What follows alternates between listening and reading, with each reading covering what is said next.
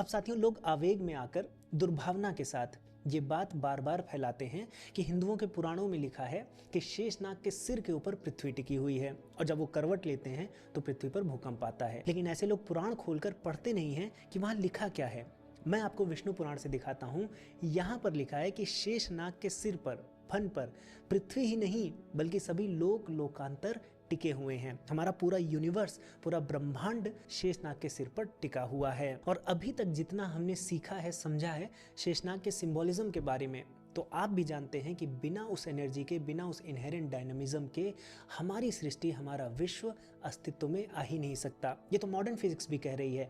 इसका मतलब ये है कि जो वो इनहेरेंट डायनामिज्म है, जो वो नाग तत्व है, जो शेष नाग है, वही हमारे सृष्टि का आधार है। और इसी को रूपक के रूप में, सिंबोलिज्म के रूप में हिंदू पुराणों में दिया गया है। और इसी इनहेरेंट डायनामिज्म को, इसी पैटर्न को, इसी एनर्जी को विष्णु जी प्रलय के समय प्रिजर्व रखते हैं, जिससे कि एक बार सृष्टि जब खत्म हो जाए तो इसी प्रिंसिपल से, इसी इनहेरेंट डायनामिज्म से नई सृष्टि का क्रिएशन हो सके। इसीलिए विष्णु जी को शेषनाग जी के साथ दिखाया जाता है। और ये बात केवल पुराणों तक सीमित नहीं है।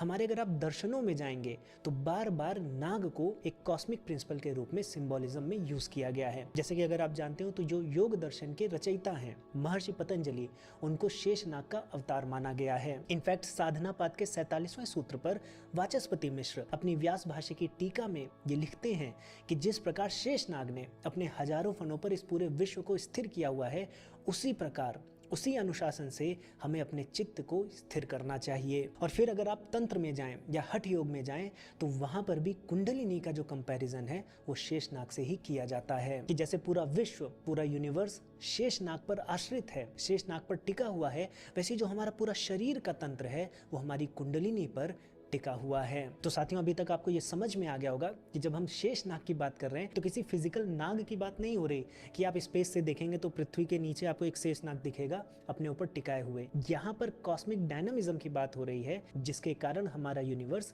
सस्टेन करता है। तो साथियों, हमारे ऋषि मुनियों ने कोई भी बात ऐसे ही नहीं लिख दी है, बल्कि उसके पीछे गहरा अर्थ छुपा हुआ होता है। और यदि आपको सनातन धर्म के फंडामेंटल प्रिंसिपल्स पता हो तो ये सब ऐसे प्रश्न है जिनके उत्तर आपको स्वतः मिल जाएंगे। लेकिन हम में से बहुत ढेर सारे लोगों को धर्म की गहराई के बारे में नहीं पता होता है। पता हम करना चाहते हैं, पर समस्या ये आती है कि सनातन धर्म इतना बड़ा है, हमें समझ में ही नहीं आता कि हम किस ग्रंथ से शुरू करें, क्या चीज पढ़ें। लेकिन अब ये समस्या नहीं है। मैं अपने शिक्षण प्लेटफॉर्म पर सनातन धर्म को step by step, from scratch, हर एक चीज को फन वे में दिखाते हुए समझा रहा हूँ, पढ़ा रहा हूँ। आप उसको अवश्य ज्वाइन कीजिए। न केवल आपको इन सभी प्रश्नों के उत्तर मिलेंगे या फिर कोई मजाक उड़ा रहा है तो उसको आप काउंटर कर पाएंगे, बल्कि सनातन धर्म के ज्ञान से अपने जीवन को उत्तम भी बना पाएंगे।